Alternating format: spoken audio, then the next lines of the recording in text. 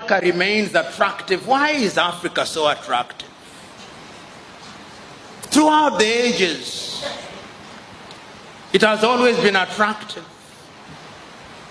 It was attractive to the Portuguese and the Spaniards, but I'm not going to say that. It was attractive to the Arabs, but I'm not going to say that. It was attractive to the Jews, but I will not say that. What I'm going to say that is attractive again. It is so attractive that every 2 years the Japanese call our leaders to Japan. That is how attractive Africa is.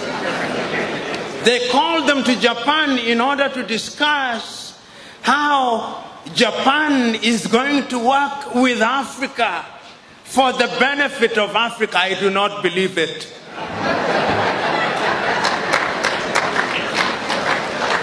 It must be for the benefit of Japan. It is so attractive that the Chinese leaders call Africans to Beijing every year. The 54 of them, they call them to Beijing. And they say this is how China is going to work for the benefit of Africa. I refuse to believe them. It must be that there is something that is being done for the benefit of Beijing.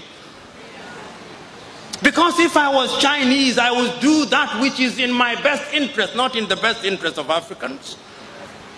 It is so attractive that the Russians called our leaders only a few months ago in Sochi. And when they invite you to the best places. It is so interesting, so that the Russians can work with Africa for the benefit of Africa. That is how attractive Africa is. It is so attractive that the Germans also invited our leaders to Berlin. It is so attractive that even the Arabs are inviting them to Doha. And that is how attractive it is.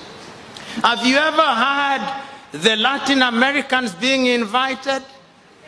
No, I did not hear. Have you ever heard the Arabs being invited? No. It is only Africans who are invited. That is how attractive Africa is. Is it a bad thing? Depending on what you think. We can use it to our own advantage, or we can allow them to use it to their advantage. You know, when I look at Africa and I look at her in the continent, in the context of how attractive she is, another word comes to my mind called globalization. When we talk about globalization, you talk about globalization as if it were a new word. It is not. Africans were once globalized as a commodity in the slave market. We were sold everywhere in the world. That was globalization. That was globalization. Then we were globalized again through colonization. Then we were globalized again through neo-colonization.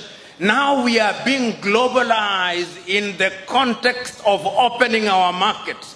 It is Mwalimu Julius Kambarage Nyerere who in one of his many enlightened moments said, when I hear the Europeans saying that we should open our markets in the name of globalization and they say that the rules are the same, I laugh, Mwalimu said. And he said, it is like a boxing match. The rules are the same. But you don't put a heavyweight boxer and a lightweight boxer and say the rules are the same. It is murder.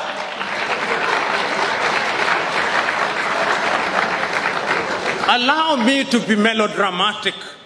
You imagine the United States of America with a GDP of anything between 14 trillion and 15 trillion is now entering into a bilateral arrangement with Lesotho, whose GDP is 2 billion.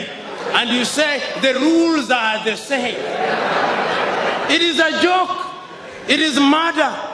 Because the revenue that is generated by the city of Los Angeles alone in one day is more than the GDP of Lesotho. So we are being told to open our markets, and when we opened our market, you saw what happened? Our textile industries died. The large textile industries that we knew about in Kaduna, in Nigeria, died. Our cotton industries died.